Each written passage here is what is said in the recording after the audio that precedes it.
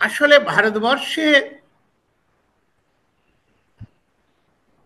কোটি কোটি সংখ্যক মানুষ, 90% মানুষ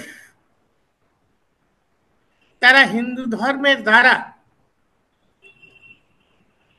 মানুষ হিসাবে গৃহীত নয়।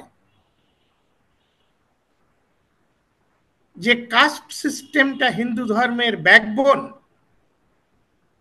যে কাস্ট সিস্টেমের ফিলসফি, সেটা হচ্ছে ঘৃণা, ডাউনওয়ার্ডস ঘৃণা, একতরফা।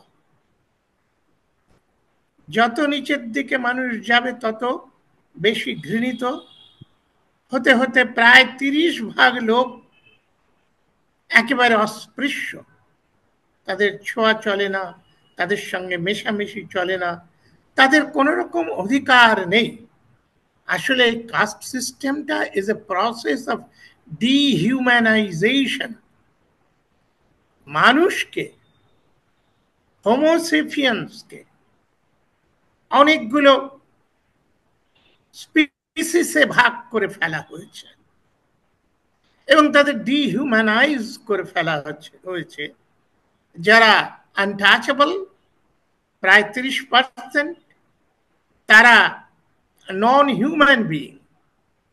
কুকুর বিড়াল ব্রাহ্মণদের ঘরে যেতে পারে, ঘুরে বেড়ায়, কিন্তু এই সব মানুষেরা ছায়া ফেলতে পর্যন্ত পারে না। আর বাকি প্রায় 50% শূদ্র, লেবারিং ক্লাস, ক্ষুদ্র,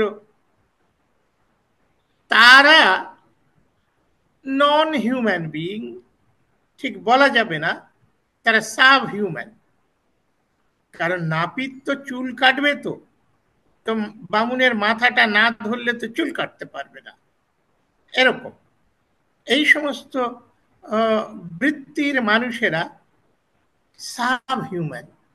একেবারেও মানুষ দূর করে দেওয়া হয়নি, সমাজের মধ্যে থেকেছে, গ্রামে গঞ্জে শহরে থেকেছে। আসোশ্যাল বা এন্টি সোশ্যাল তাদের বলা হয়নি, কিন্তু তারাও মানুষের মর্যাদা পুরোপুরি পায়নি। যার ফলে শুধু আম্বেদকর নয়, হাজার হাজার বছর ধরে চলেছে একটা মুভমেন্ট যে এইটা থেকে মুক্তি কিভাবে পাবে এই ধরনের প্রাণীরা। তারা কি অন্য কোনো ধর্মে যে এর থেকে মুক্তি পেতে পারে, সে চেষ্টাও হয়েছে।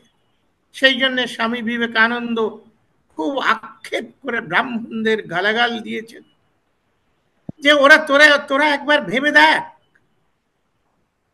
এই কদিন ইংরেজরা এসেছে, কয়েক কোটি খ্রিস্টান হয়ে গেল, কেন গেল রে? তোরা একটু ভেবে দেখ, কয়েকশো বছর মুসলমান রাজত্ব করেছে, এত কোটি কোটি মুসলমান হয়ে গেল কেন রে? আসলে শুধু আম্বেদকরের ব্যাপার নয়, এই মুভমেন্ট বহুকাল ধরে চলেছে।